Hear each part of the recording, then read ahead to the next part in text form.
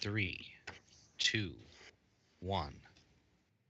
Fragments of silicon. More entertaining than hunks of boron or your money back.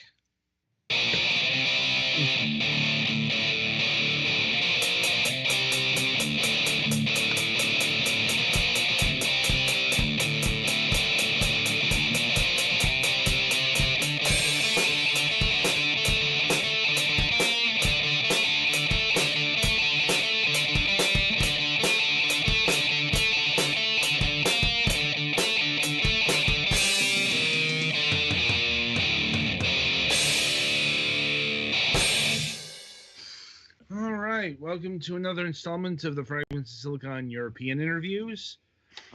Joining us this week is Christian Molemann of Ninjadodo Games. Hi. Hi. All right. Given that this is the Tuesday morning show, we'll get right into the interview. And we like to start things by finding out how people got into this whole business. I'm like, in both the business. In both the business and personal aspects, like, you know, did it start out as a hobby? Did you start out, you know, in college, that kind of thing?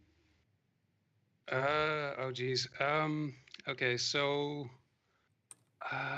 do you mean like just interesting games as well, or Yes. More like working in the industry? Both. First, like interest in games in general, and then, you know, working in the industry.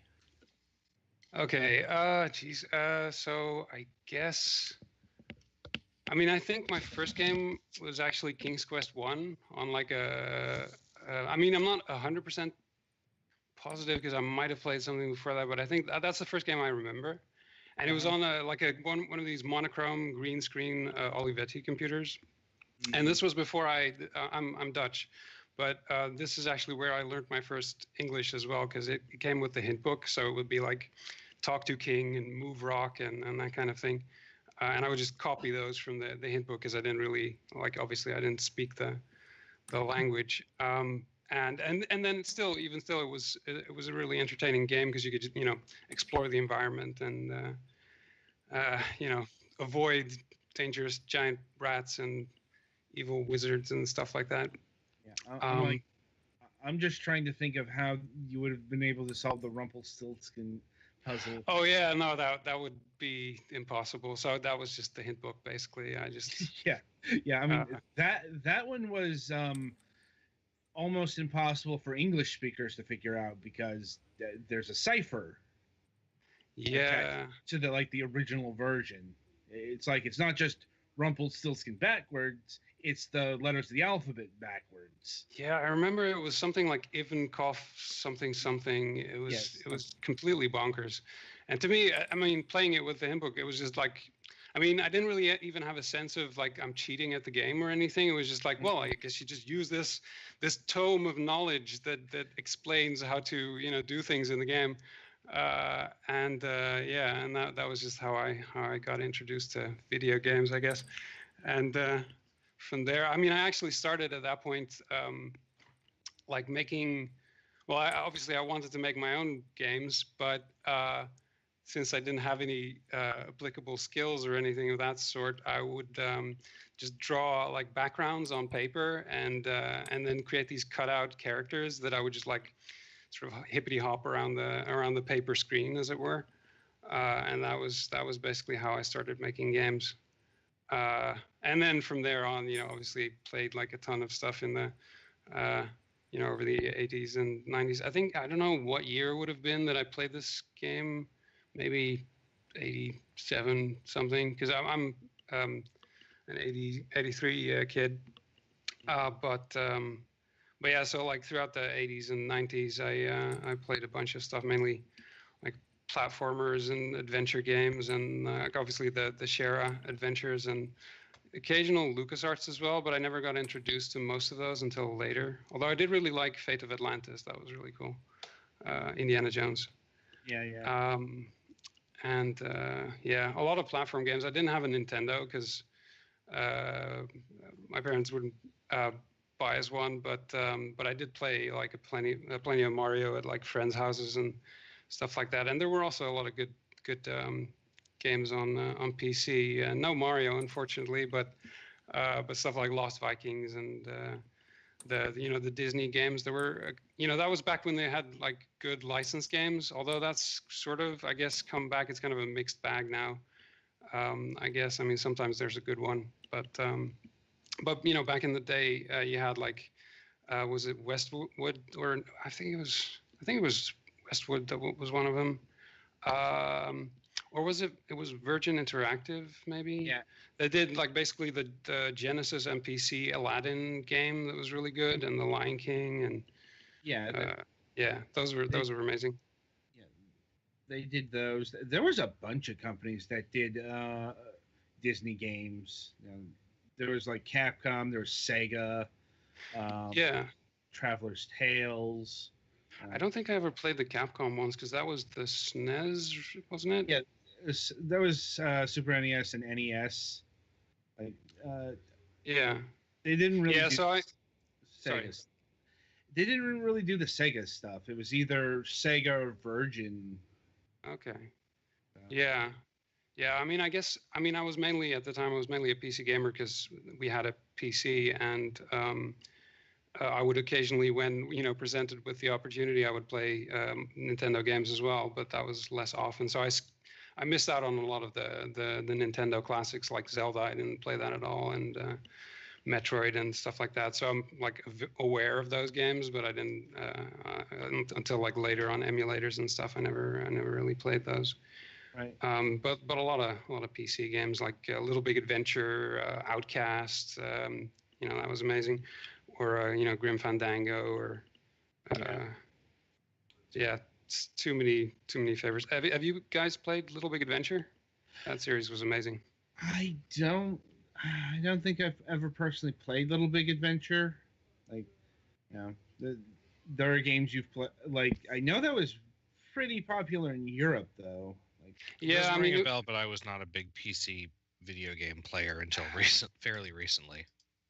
I guess it would be like, if you wanted to sort of describe it in a really short way, I guess it's kind of like French Zelda for PC. Like it's very French, but in terms of like just the whole style of the game was just something completely different. And also one thing that's, I don't know, I think that's just a European thing, is that we don't really shy away from like dark subject matter in like stuff that's ostensibly kind of friendly and cartoony. You see that a lot in like animated series and films and stuff as well, because like from what I gather in the US, it's like you've got your Saturday morning cartoons, which is meant to be kids stuff. I mean, obviously it's for anyone who enjoys it, but it's still, the perception is very much that this is a medium that's targeted at kids, whereas in Europe, and you also see this with comics, it's more of a broad thing. So like the subject matter tends to go a little darker sometimes. And so you see that in Little Big Adventure as well, where it's like basically a game about like this despotic totalitarian regime that's like putting people in prison for thinking the wrong things or whatever. And so the game starts in a prison and you have to escape and then overthrow this evil dictator who's called Fun Frog. So like it's super whimsical, but at the same time super dark, and somehow it totally works. Like Beyond Good and Evil did that as well, which is a later game, but also really good, and also French. I'm personally thinking of Heart of Darkness. Yeah, that was also kind of that era. That was really good as well. That was on the PlayStation 1, and that was an Eric Chakai game. Yeah, I didn't play that many of his games because like he was mainly famous for Another World, or I think it's called Out of This World over in the US. It was an initial release, but it's Another World like everywhere now. Like with all the releases. Yeah, that was really cool though. I mean, that also sort of inspired Flashback, which was another cool game with the the kind of rotoscoped, very spare sort of like flat colors kind of thing. But yeah, those games were really interesting because they kind of tried to get at like like here's just a really interesting world to explore, and it's all the atmosphere is the thing that counts, and it's less like, oh, let's shoot some dudes or whatever. Which that's fine. Not that there's anything wrong with that, but like it's nice to have that variety. And the all these different kinds of games. Yeah, so those were some games I played as well. But yeah, like I mean, I could keep naming games, but Of course.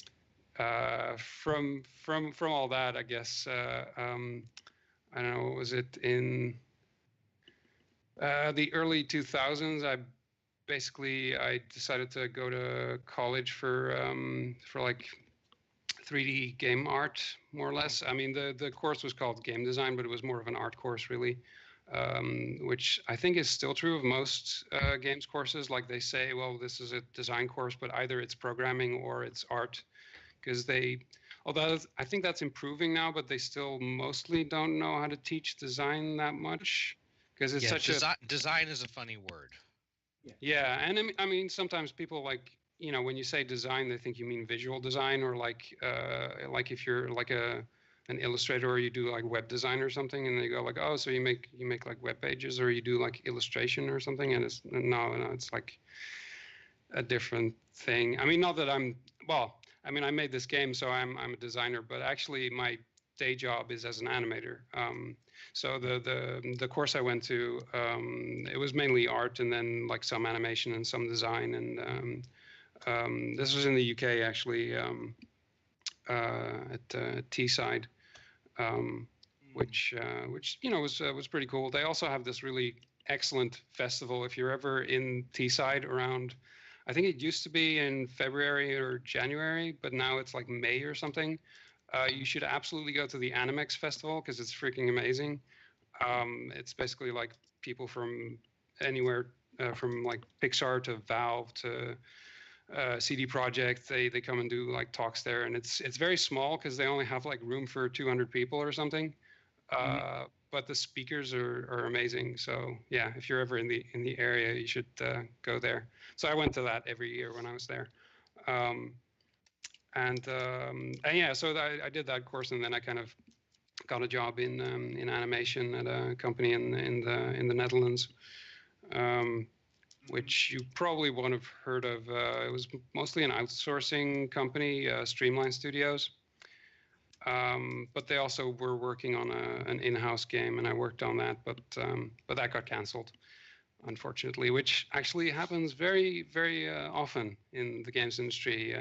Like most people, I don't think are aware of this, but like I'd say maybe 1 out of 3 games actually makes it out the door, and everything else gets canceled. And that's only stuff that actually gets into production. So like if we're counting like prototypes and stuff, then it's even more dire, really. So Right.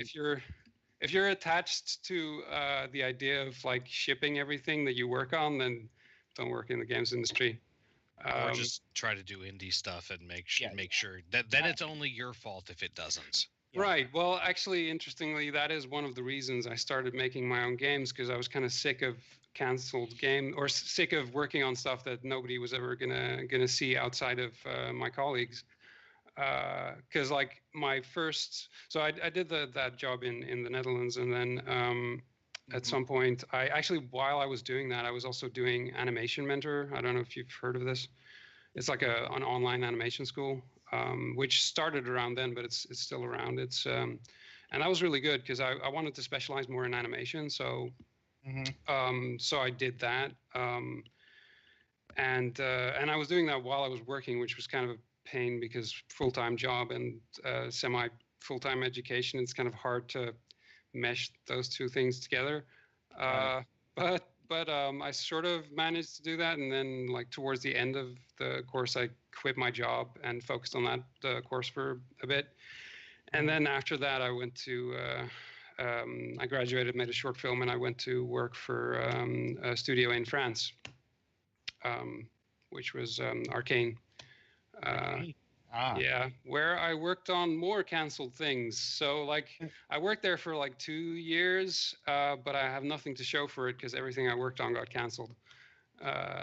So yeah, that was. I mean, that was really the actual job was really fun, and I enjoyed my time there. Um, but yeah, like after working on like,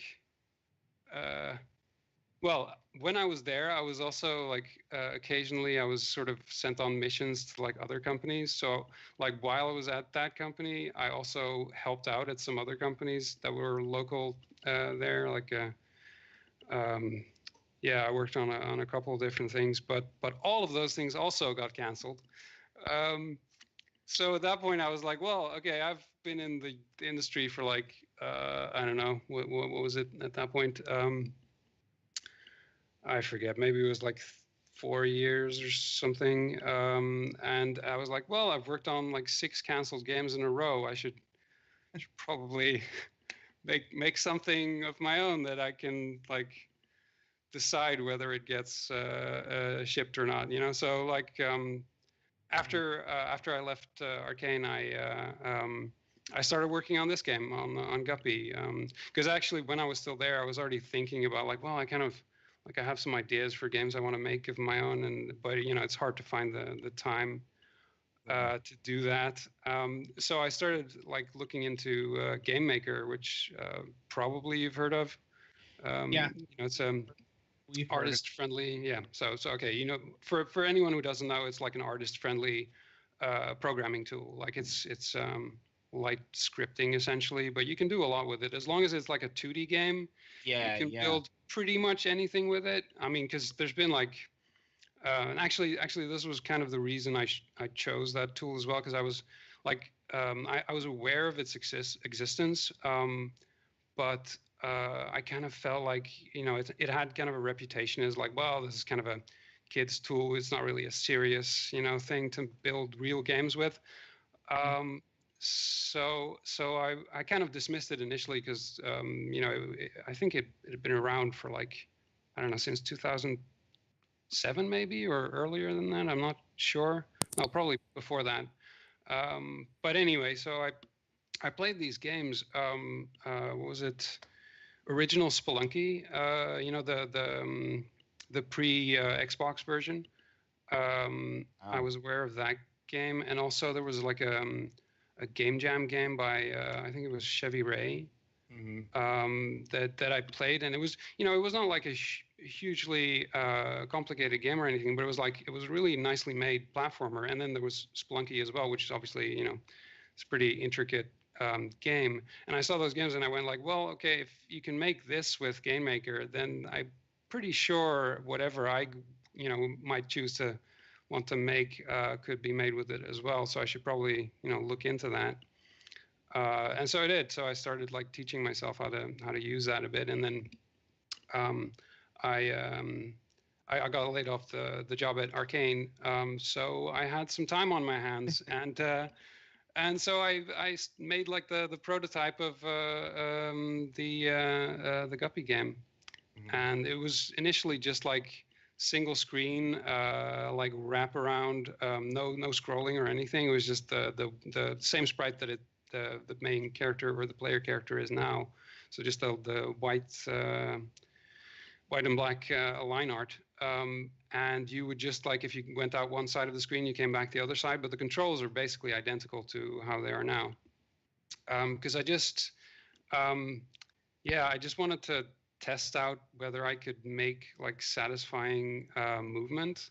Because it initially, it actually came from, I played this other game where you played a fish, which was also top down, but it was completely different style of gameplay. And by the way, this is not to knock that game or anything, but it was just like I played that and I kind of went like, no, this is not how a fish should move or should control in a game. Like it was just like a very, very different style of moving. But I just thought like, well, okay, so if I, with my big mouth, if I have this idea of like how should it move, then like okay, well what would I do? So I thought, okay, so how do fish move in real life? They flap their tail left and right or back and forth, and basically the they create the momentum that brings them forward and to the side, but then if they flip it, repeatedly both sides, then it cancels out the turning momentum, and they go forward. And then if you just play around with that a bit, then you've got something that feels kind of nice to move around with. And that was basically the core of the game right there. I mean, I had to like tinker with it and tune it for ages before it felt kind of good to move around that way. And I made sure that like basically it's obviously it's not analog because it's originally based on keyboard input. But so like if you hold down either left or right, you basically do a 180 turn completely. So that makes it semi like manageable, if you will, like for like where you're gonna land if you go one way or the other, and then the rest is just kind of finesse of like, well, how long do you hold the key for like a turn, and if you I mean, also there's like tiny stuff like if you hold the key and then turn or like you do the 180 and then you let go of it after you've already stopped moving, then he does like a little flip back, because I figured like well, if you're turning the fin back again, then he should move. So it's all very like based on like, okay, if this is a physical being, like how should it move to feel correct, as it were. Yeah, and also I guess because day job animator, I care a lot about like how things move in reality. So that was kind of probably also the place where that came from.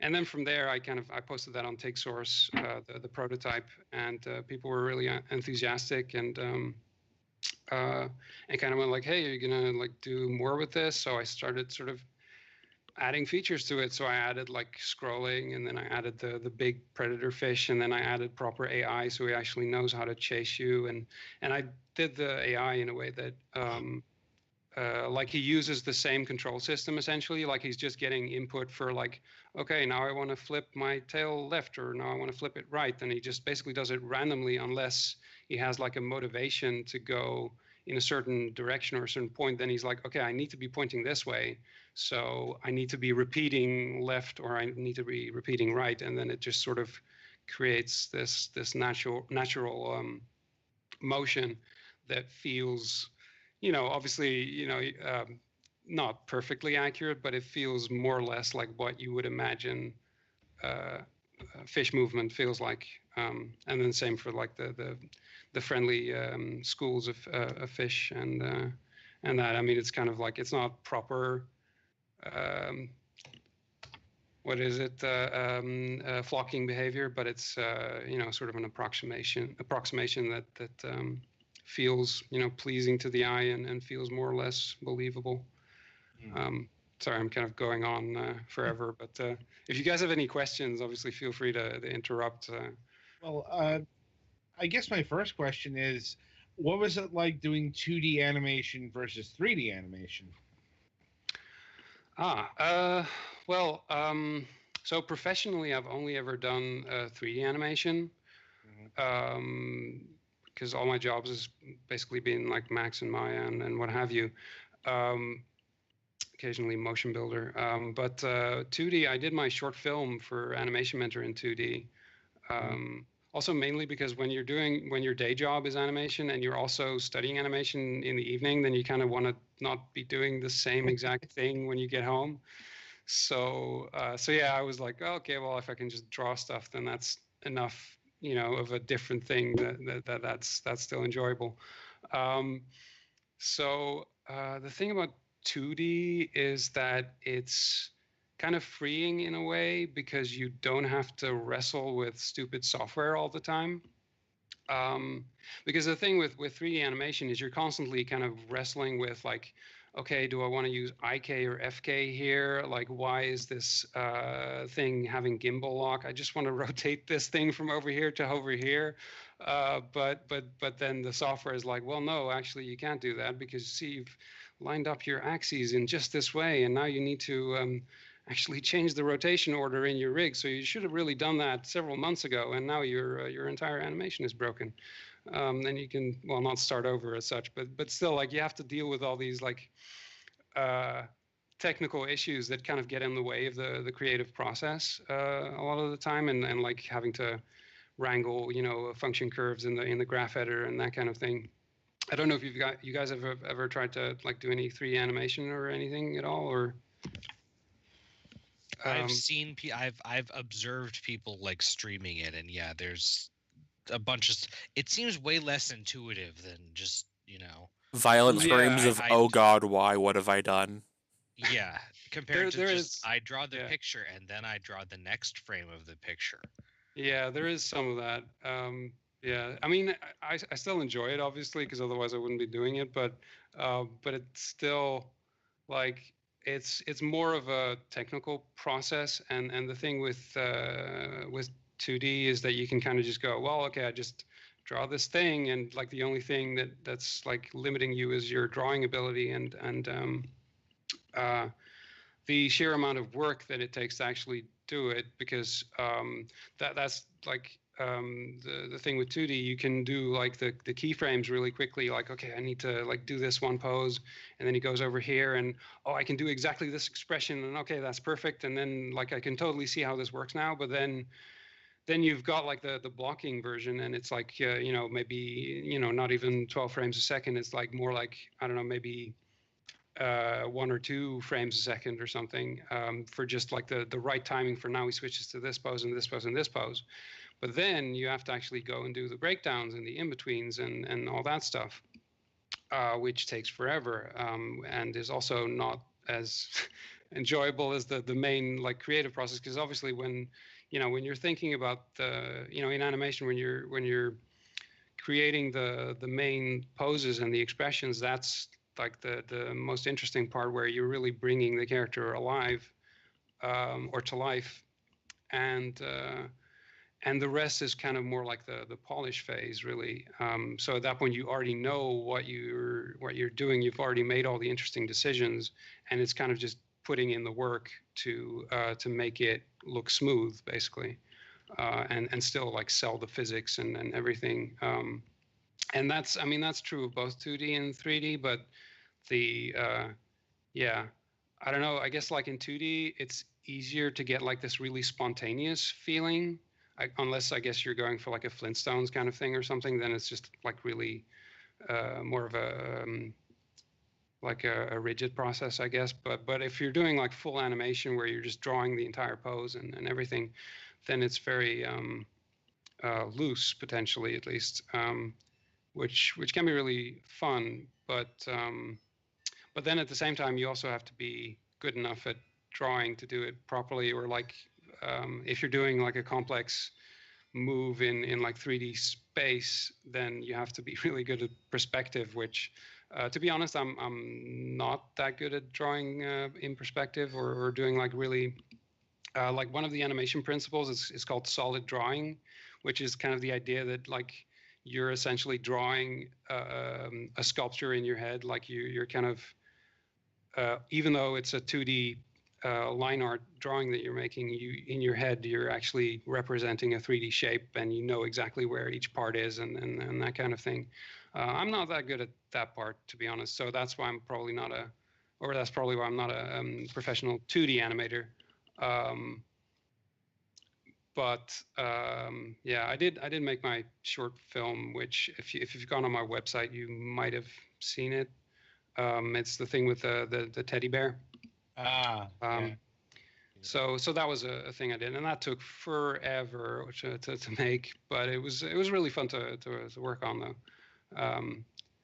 But that was like my graduation project for Animation Mentor. But yeah, I sort of finished that for the school thing, but then it wasn't actually finished because I still needed to do like a bunch of cleanup on all the drawings, and all the in-betweens were, well, like half the in-betweens were missing. So I still spent like a year while I was working full time, like doing evenings and weekends of more animation, trying to get that short out the door. And then still, like if you see the finished version, you could argue that it's maybe not as polished as it could be, but it's like I'm pretty happy with how it turned out. But it's it's one of those things. Well, like I could spend another year making more in betweens for this, or it's fine and it's done now. Um, so I mean, and actually that's maybe kind of a segue. I kind of feel the same about this game.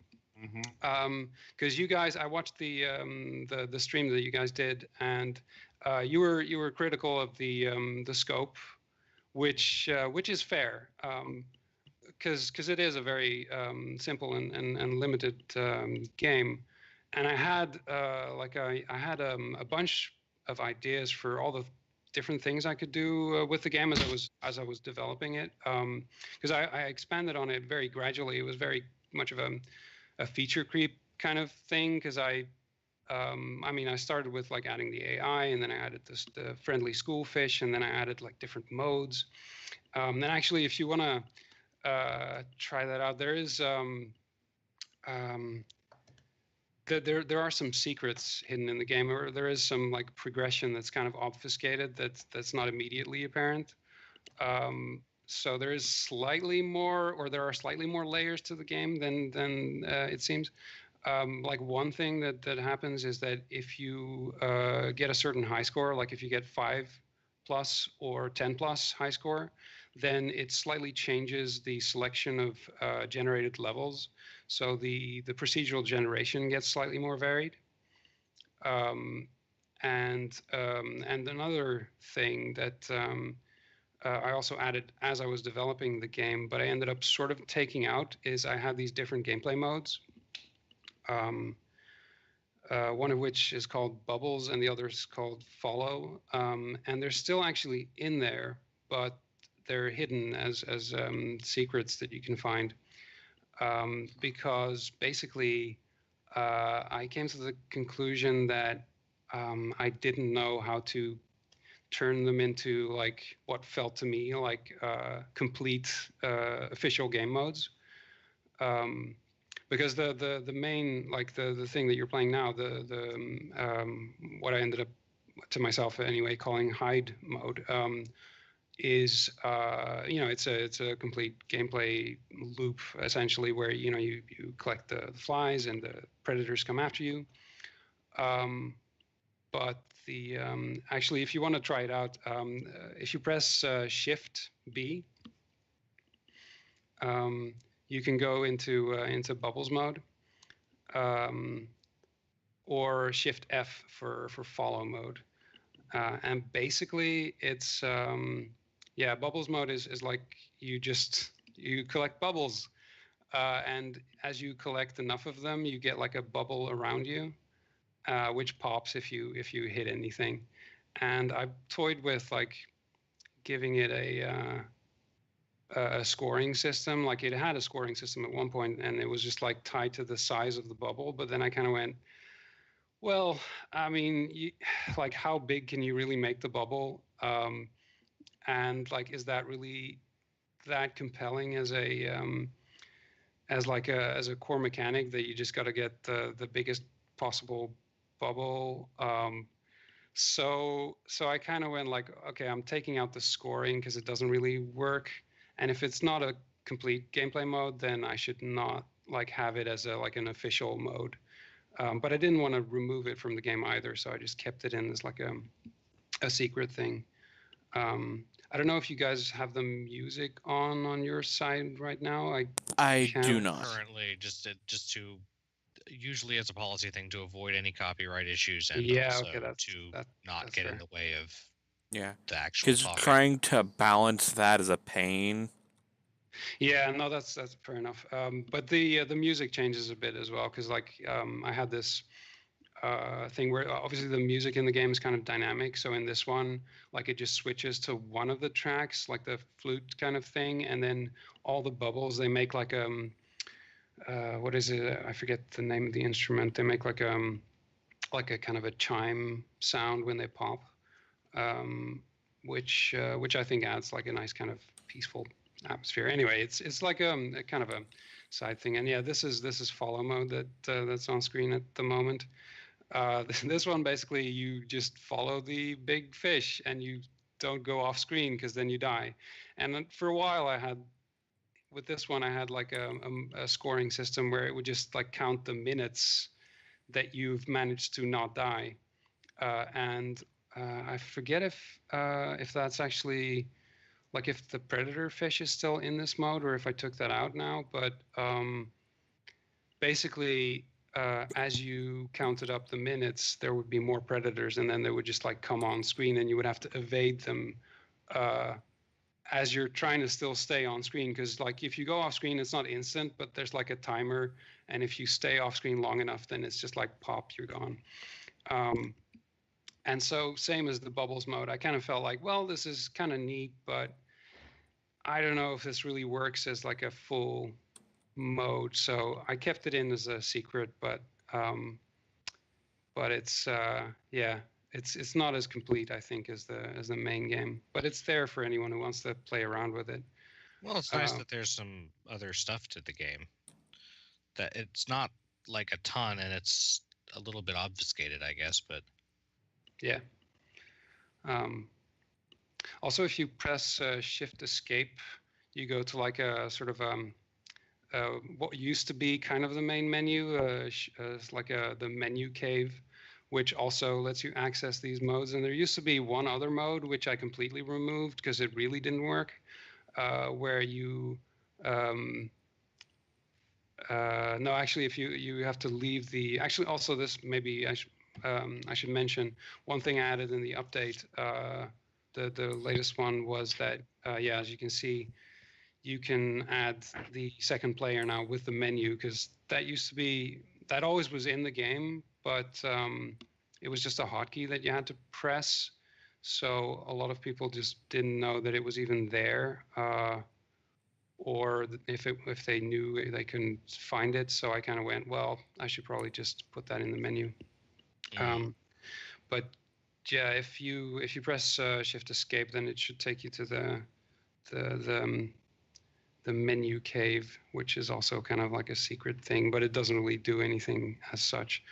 And yeah, there was going to be another mode at one point, which was called Lost, where you would have to find either the other player, where you're like a 2-player thing, or like a random fish that would have like a specific color or like a specific appearance. But and kind of coming back to what I said about like the 2D short animation thing, I kind of looked at that and went, well, I could spend like another year trying to get this to work and be like more of a complete thing, the Lost mode, and maybe it still wouldn't work, or I can just finish the game as it is and release it. Because I don't know if you guys have seen the devlog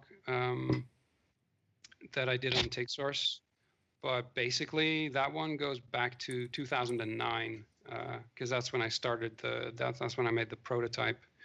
And so I originally released the Windows and the Android version in 2013, as you noticed on the Steam page. Which actually, by the way, you guys said in the stream that it started as a mobile game, but it's actually originally a PC game. But then when I went to officially release it, it became also a mobile game. Yeah, that's what was throwing us off, because we saw the mobile date, and Steam usually mentions the original release date of something. Right. So yeah. That was I mean, it is confusing, but and to be fair, it does feel like something that I think you guys might be right, feels maybe more at home on mobile systems, because like I ported it to those systems, and I I was surprised by how well it worked, to be honest, because I don't know if you've tried that version as well, probably not, but basically I just divide the screen in two, and so the left side of the screen is left and the right side of the screen is right, and then you just tap the screen with your thumbs. And that works pretty well, like surprisingly well, actually. Yeah, it's pretty good for a bite-sized game experience, I feel like. Yeah. I mean, which is what mobile is good for. Right. Yeah. I mean, it was never. Sorry, go on. Usually when we get games of this scale, we'll recommend the mobile versions or handheld versions over a PC versions just because of the form factor. No. Yeah. Yeah. I mean, that's fair because it is like it was never intended as a game that you're playing for like half an hour or an hour or that kind of thing because it's meant to be more like, oh, I just want to be a fish for like a couple minutes and then like go do something else, something like that. Because that was always the core of the original genesis of the game with the prototype. Like, how do you make a game that makes you feel like you're moving like a fish? And obviously, same as you guys said, I've never been a fish, but as you would imagine a fish would move, that's kind of, I think, how the game ended up feeling, or at least that was the intention.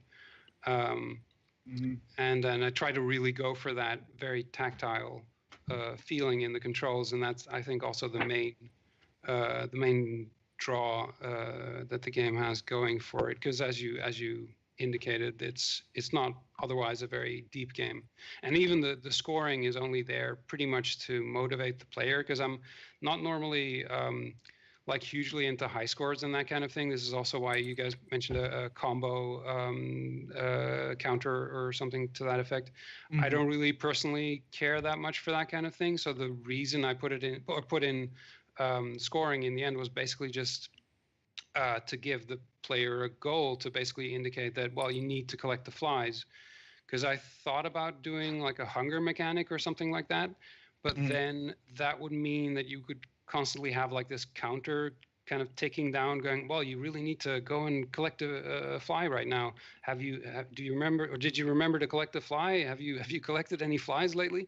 And I was like, no, that doesn't work for like the sort of Zen kind of like feel and atmosphere I want to create with the game, because it's meant to be, even though you're being chased by predators, it's meant to be very like sort of peaceful in a way. And I think the music and the art style and everything reflects that, because even if you're occasionally having to dodge like this beast that's trying to eat your face, you're still kind of just like doing your thing, and you're just swimming about and sort of setting your own pace for how you want to move around.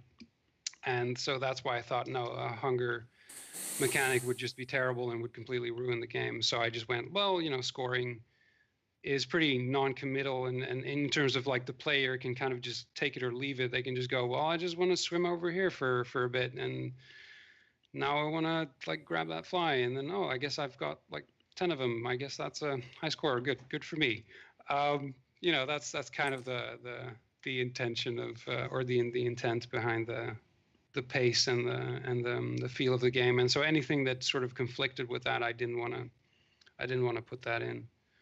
I also, at one point, I prototyped like a racing version, like if that could be a mode, and that was just terrible, because like at that point you're just pretty much just hammering the keys constantly and only doing that, and you're only going in like one direction. And I was like, no, that doesn't really work for this control scheme. So it became more of a free form like exploration thing. And then as I was testing the game, I kind of came to the realization that I just had this one like test level, and I went like, wait, this is really boring with the same level every time, so I should really do something about that. So then I just kind of randomized the position of the lilies and the rocks, and then ended up randomizing that more and more, so that it becomes like really kind of a varied procedural generation kind of thing. Because that was basically just because it's generated, or it's procedurally generated, because I got bored testing my own game, which I think actually is probably good advice for like indie game development in general. Like if you want to not get bored testing your own game, you should add random stuff to it, because otherwise it's just going to be a slog to build.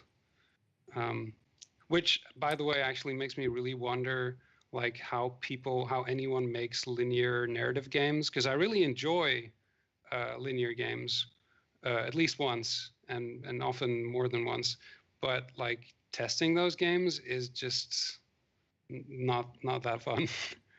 Well, the answer we get is like a lot of outsourcing.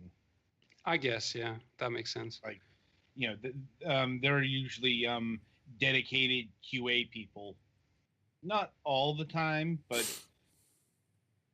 just that is one of those normally outsourced, no matter the size of the project, experiences, at least that we've had on the show. The other is like music. Like, yeah, music, yeah. Like, did you create the music for this game? I did not. That was Keyero, actually. He's in the credits as well, if you want to know how to spell it. Where it's Kejero, Keyero, and he basically made all the tracks for the game. He also designed the whole, like, the way the layers all work together. I mean, I ended up implementing all the music in the sense that the timing of like which track fades out when and that kind of stuff. I did that stuff, but all the composing was him, because I'm not very like, I enjoy music, but I can't play an instrument to save my life. Like I said, if there's a game, part of a game that is usually outsourced, it's the music, because once again, not all the time. We have had people who have done every aspect of a game project, but I have found that more often than not, they say everything but the music, because that's just too outside the wheelhouse. Spoiler warning, a lot of programmers aren't musicians. Yeah, it's a very different skill set, and some people have both, but a lot of people don't. Yeah. Yeah, I mean, art as well is often outsourced. But I find that, like, one thing that's nice about smaller games and just like, if you do have the ability to combine at least a couple of the necessary skills, like in my case, it's the art design and the coding, you end up making very different choices. Because like, just some stuff you just can't do that as well or as elegantly meshed together if you just have like different people doing their own thing with like each of their respective disciplines. And I mean, if you have a good team, you can definitely work together very effectively, obviously. But there's something about like just the sort of connections you end up seeing, and the kind of the non-obvious, like, well, if I just solve this in this way, or if I do this in just this like tiny, like slightly different way, that will just make the feel of the game so much better. Or like in my case, because I'm an animator and the game designer, and also the person who's actually tuning all the variables for like how the movement works, like everything about like how the character, the fish moves around in the game, and how all the NPCs move around, is super deliberate to feel like, okay, this is an approximation of physically correct what a fish would move like, is obviously abstracted to a 2D plane, but still. Whereas if you just had like somebody who's maybe wants to do a cool fish game with watercolors, but they don't have that animation background, they might choose to just do like, okay, you just press forward to go forward, and then you just have like a flipping tail animation. And that will do the job, but it won't feel quite as much as like a very tactile, kind of movement scheme. And I think that goes for a lot of things. So like, you guys mentioned music. If you have like a musician who's also the designer or the programmer, they are going to make choices and do stuff with like dynamic music that is just completely on another level to compared to somebody who just goes, well, just make it sound nice, and can it be like this kind of atmosphere for this level and this atmosphere for this level, and then we have like the combat music, and then we have the the ambient music and what have you, and that's just not going to be as interesting as if you have someone who's like, well, you could really weave these things together in this and this and that way. So yeah. So I guess my point is, more artists should learn game design and coding, and more coders should learn art and animation and music and other disciplines. Right. So, is the update that just went live the last one, or do you have like any future plans for Guppy? I would say that I'm not going to promise any more updates because this is also kind of what I said when I released the game. Like, I don't have any plans for any updates, which is not to say that there will definitely never be updates. I mean, I might do another update, but definitely don't count on. Like if on something it. So, comes up and the game crashes constantly, you might look at it. Well, no, obviously, if there's like emergency fixes needed, then I'm definitely going to do an update. But if there's like, in terms of like adding features or like other tiny tweaks that are more like nice to have, that kind of thing, probably not going to do more updates. But who knows? I mean, maybe I will. I mean, I've been sort of tinkering with it since 2009, and I keep keep updating it anyway occasionally. So like maybe I will do another update after this as well. But it is also nice to kind of to finish things and to just like say, okay, this is done now. I'm going to move on to another project and do something else because. I mean, it's not like it's making me like huge money or anything. So it's not in terms of like an investment of time and like any kind of sales that I would see from that. It would not be worth it because like I'm not going to get like I'm not going to get the amount of sales back in terms of like the time I would have to put into that. So it doesn't, in that sense, it doesn't make sense to keep working on it. So if to the extent that I do keep working on it, it's pretty much just for me and for the people who enjoy playing the game and would enjoy any bonus updates essentially. Because I've been working on it since 2009. Obviously not full time, but still.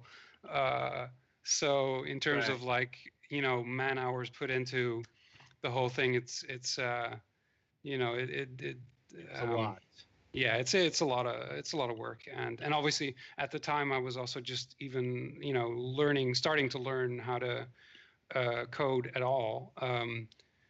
And use, I mean, specifically this was made in GameMaker, so I was learning that, and that obviously makes the process slower as well. But yeah, at this point, I'm kind of focusing on other projects. I don't know if you've seen on my website, I've been working on this Greek mythology game, which working title Hellas. Yeah, I saw that. I thought that was an animation project. No, that's actually a game. It's kind of well, it's essentially an action platform game, but it also has like some unusual mechanics with like god powers and stuff like that. But it's very work in progress. There's been some moments where I've had a lot of time to work on it, and there have been times when I haven't touched it for like months or longer. Because full-time job means I don't have time to always work on it. Right now, I'm actually doing freelance animation stuff, so I have a bit more of a flexible schedule. But so I'm actually picking it back up again now. But it does mean that development is very, very slow. So even that one is like been going since 2011. Is when I started the devlog for that. So yeah, that probably is going to be finished at some point as well, but I don't know when. And it's a lot more ambitious than this game. So we'll see when and in what form exactly. I'm probably going to end up scaling back the scope. I mean, similarly to with Guppy. As I was saying before, like I mentioned some of the secret modes that are kind of still in there, and I also had like ideas at one point for like, well, I'm going to do like an adventure mode where you have to explore like all these different environments, like really specific environments, and then I'm going to create all this huge amount of art for that, and design all these different and different types of environments, and create more different obstacles and enemies, and then I kind of went like, wait, I've been working on this for like, what is it now, 5 years already? I should probably stop. I should do something else. Because I mean, even still, it's a very small game, but it still took forever to make it, because I ended up polishing the crap out of it. Because all the stuff, like all the particle bits and all the the watercolors came in pretty late as well, and because originally it started as a black and white line art thing, and then I just ended up improving the art from there. Although the player fish and the predator fish are actually still the placeholder art, because this is also maybe like, I don't know if any if your audience is mainly like gamers or also developers, but or indie devs, but yeah, if you make placeholder art, either make it really bad or replace it immediately, because you're going to get attached to it, and then that will just be the art forever. I'm pretty sure that's on the indie gaming bingo card. Yeah, I wouldn't surprise me, because it's pretty much. I mean, this is actually like some programmer colleagues have told me this. Like, it's not that programmers are actually that bad at art. They just, when they put in programmer art, they make it deliberately the worst possible thing so that an artist will see it and will just go, "No, what did you do?" It'd be like, "Oh God, what have you done?" I have to fix this now, and then they do, and then it looks nice. So yeah, that's the programmer art secret. I know. I think the empty fish and the shaded in fish work pretty well for indicating these are the important things in Guppy. And I mean, yeah. Kirby was placeholder art, and that worked out fine. So yeah, I mean, I wouldn't have kept it if it didn't, if it didn't look, moderately presentable. But it is, I guess in the end, it kind of works as like a simple thing, and maybe especially with the background that's slightly more detailed, like it gives it a nice sort of understated look. But yeah, if you do like interface art or other stuff for like a bigger game, and it's like, well, I'm going to do this button really quick and it'll probably get replaced later. It will never get replaced. That will just be in the shipping game. So yeah, because games is just like, it's a lot of work, you guys. It's I mean, as you rightly pointed out, this is a very limited scope game, but it still took a ton of work and time to make. And the other game I'm working on is also going to take forever, but hopefully. Well, hopefully semi forever. So I will release it at some point. But I'm probably going to have to scale back the scope of that at some point as well, and maybe like make it less complicated than I have in mind. Because I have like, I mean, it's Greek mythology, so you could do pretty much anything with it. But I have like, or I had ideas for like, well, I could do like all these different stories. Like you could do, the 12 labors of Heracles, and you could do the Odyssey, and you could do the Trojan War, and you could do, so many different things. Because the thing is with most video games about Greek mythology, they pretty much just use the setting, but they don't use the actual stories very much. Like if you look at like God of War or like, I don't know, Titan Quest or what have you, it's all like its own thing, its own story. And usually it riffs on like existing stories, and it takes elements out of them, and characters obviously make an appearance. But I kind of, and the reason I started making that game was like, well, I kind of wouldn't mind playing a game that's like the actual stories, because the stories are, the original stories are pretty interesting on their own, and you don't have to add like, I mean, some games like add like really random shit. Like Titan Quest has like blue cat people from Avatar, except not from Avatar because it predates Avatar. But Legally distinct enough not to get us sued. Well, I mean, Yeah.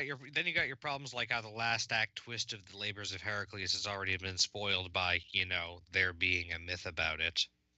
Well, yeah, but it's. I mean, The it last becomes act about. spoiler being the thing where, like, actually, no, it was 10 labors, but he kind of cheated on 2 of them. So, Yeah, like, you thought you were done, but 2 more. Yeah, actually, I put a thing about that in the game because I kind of like if you're playing like hypothetically, if you're playing this game and you go like, okay, you have 10 missions, and then the guy who's giving you the quests or the missions kind of just goes, actually, those 2 don't count. Fuck you. You're gonna get like 2 more. And then, well, I mean, on the one hand, by the way, can I swear on this on the stream, or is that not? Go nuts. Okay, cool. Well, anyway, but if the guy goes like, well, okay, those don't count. I mean, if he just goes, here's more levels, that's fine. Or here's more missions, that's cool. But as a player, if you hear like, well, that thing you just did, that didn't count, that's really annoying. So that's not that fun. So what I ended up doing now, although maybe this will change in the final game, but there's like a thing where at the start he. The guy who gives you the actual quests, King Eurystheus, because I ended up going with just the Labors of Heracles actually, to keep the scope still way too large but limited. But anyway, he gives you these quests, and then at one point, like he says something like, "Oh, you've got these, or you were commanded by the Oracle of Delphi to perform these 12 tasks for me, and you will do as I say." And then you can like reply to him, I thought it was 10. And then he goes, no, it's definitely 12. Now get on with it. And it's just like, I could go into the actual way the myth, kind of did the fake out. And like, I forget, I think it's because you were supposed to clean those stables by hand, and you took the easy way. I don't think redirecting the course of an entire river counts as the easy way. Exactly. Yeah. I mean, it's like, I think 1 or 2 of them, it's like he gets help from Iolaus, I believe. I think the Hydra. And so it's like, well, you got help, so that doesn't count, and so you have to do 2 more. But that's I don't know. I think gameplay wise that would be annoying. So like stuff like that. I think like artistic license in these kinds of things is fine, but it still has to be within the spirit of the thing. So yeah, when stuff is like, well, okay, we want to do Greek mythology, but Greek mythology isn't, or ancient Greece isn't cool enough, so let's add aliens, or let's add like robots controlled by aliens. I don't know if you've ever seen this game by LucasArts. That's I think Herc's Adventures. Yeah, I haven't played it personally, but I saw videos, and it's like it starts out as this like completely straight-faced, like here we're doing like a cartoony Labors of Heracles, but then at the end it's like you're defeating Hades or something, and like he's actually a robot. And he's controlled by aliens who also live in the LucasArts offices or something. I don't know. It's super weird. That sounds like LucasArts. Yeah, I mean it's funny, I guess, and I mean I like LucasArts games, but to me that seems like okay, that's cool, but we haven't seen like a version of that where it's just like, well, let's just do the thing like 100%. Or like do it like this is the actual myth, and you play the myth and just see how that works as a game. I think that would be interesting. I mean, it's still obviously there's some artistic license, and like by virtue of it being a game where you have all these different tools for the player that they can goof around with, like you sort of try to create something that feels consistent in tone, I guess. So like, how Team Fortress 2 kind of went like, well, we're making this super realistic military simulation, and then, oh wait, actually this game is really goofy, so we should probably make the art style goofy as well. So I mean, there's all this stuff in Greek mythology where like the gods are constantly getting up to all these shenanigans and just often like really ridiculous stuff. Also sometimes really dark things, but a lot of it can be really almost comedic, and sometimes it's tragic. But then it's it veers off into like the goofiest shit sometimes. Um, and then also if you have this gameplay framework where I mean the way I'm designing the game, it's a platform game, but you also have uh, these god powers, like you can collect sacrifices, and then you can ask the gods to help you with stuff, so you can like get them to lift up this object and like throw it at an enemy, or turn like this guy into a sheep, or that kind of thing. um, and that potentially, and if you give that to a player, that is inherently kind of comedic. So the tone I'm going for with the game is kind of like it's serious, but at the same time it also has like a slight tongue-in-cheek sort of tone to it, because like inherent to the both the setting and the way that the game plays, it feels like it's kind of playful in a way, I guess. Anyway, I mean, this is very much like, some of this is actually stuff you can play in like the prototypes that I've put on TigSource and the like. Mhm. And other stuff is just like the things, the ideas that are in my head or on paper that I'm gonna do eventually. Yeah, I mean, that's kind of what I'm going for with that game. But it's yeah, it's gonna take some work to build that, because I'm doing that one by myself as well. I'm obviously going to get help for like music and stuff, Right. and maybe eventually I will end up like getting help with other stuff as well, and just do like, okay, here's like the idea, or the the vertical slice, if you will, of like what the game is, and then now I now I make more of this. Because like, the labors of Heracles, like you said, it's 10 to 12, eventually 12. um, so that's potentially a lot of levels, and it's essentially like basically a boss battle game, isn't it? So with a couple of more puzzle-ish kind of things, like the stables. There's not really I forget how to pronounce that in English. Is it like the Augean stables? I think so. Yeah, Augean. But yeah, you're right. The vast majority of the labors are just go fight this thing that's supposed to be invincible, and please hope it gets you killed. Right. Yeah. Yeah. So I'm gonna play with that as well. Where like, obviously this is actually one of the cool things about like Greek art and mythology, is they have this really sometimes like whimsical tone to them, where you have the vases where and obviously the visual style of the game is also like the actual Greek vases.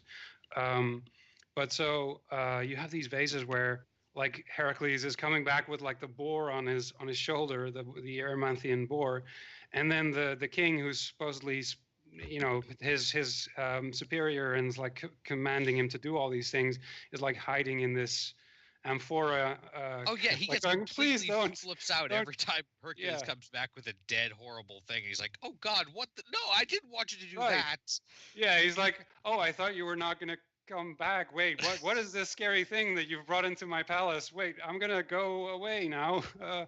This is yeah. So that's something obviously that's really fun to play around with as well. So I'm like trying to put that kind of thing in the dialogue, in the art, and yeah, it's really rich subject matter. So like it's something that you could make like a million games out of.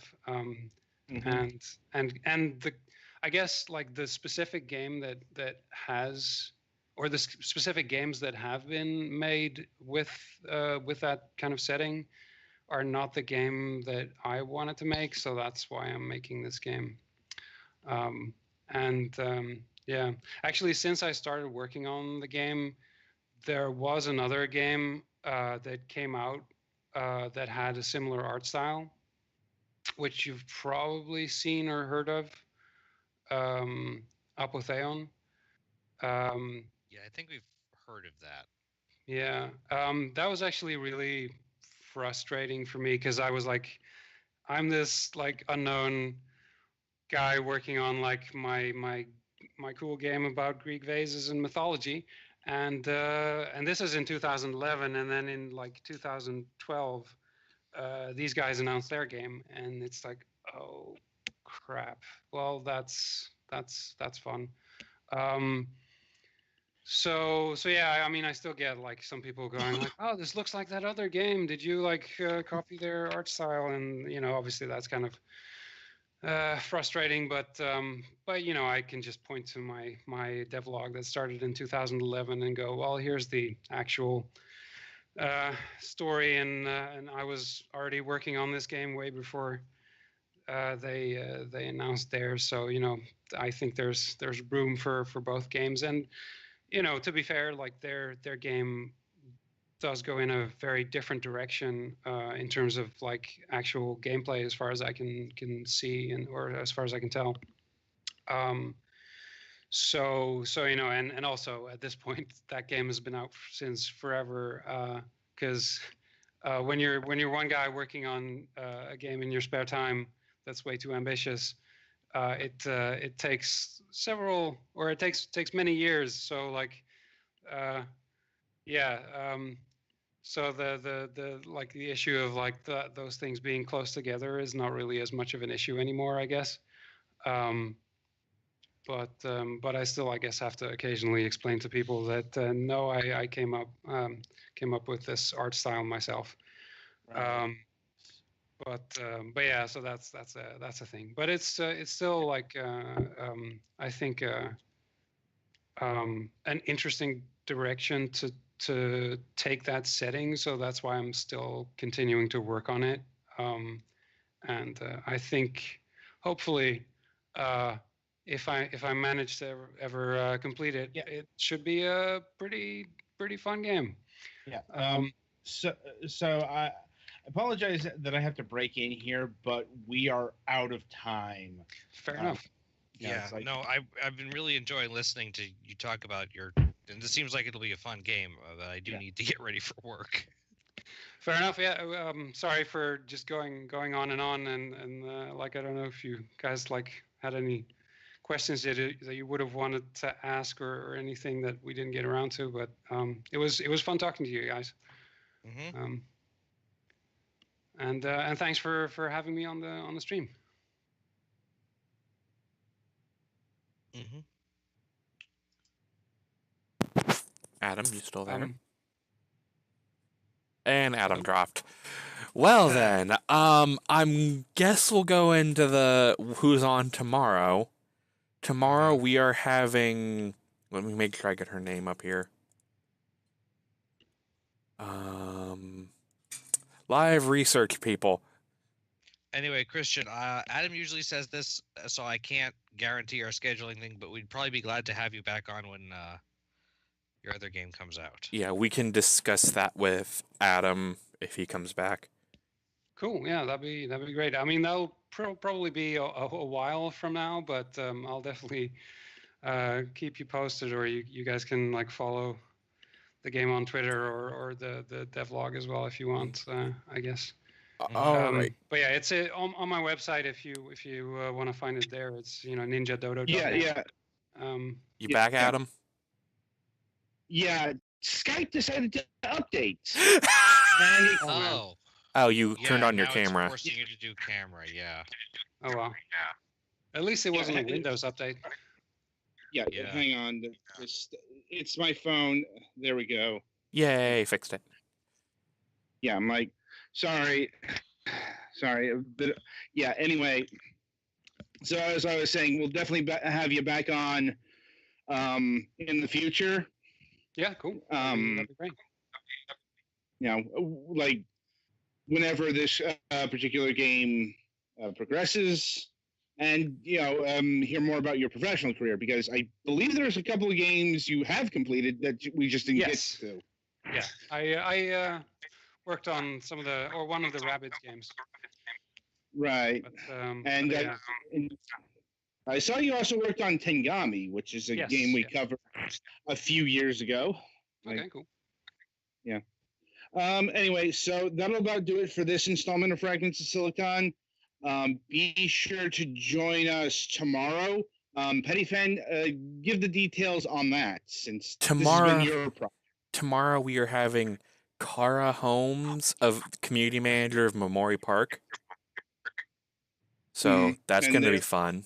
They're the devs behind Slime Rancher. Yeah, which is a fairly notable release. Mm-hmm. Seems to be fairly popular. All right. And until tomorrow, I wish you good gaming. Good gaming. Yes.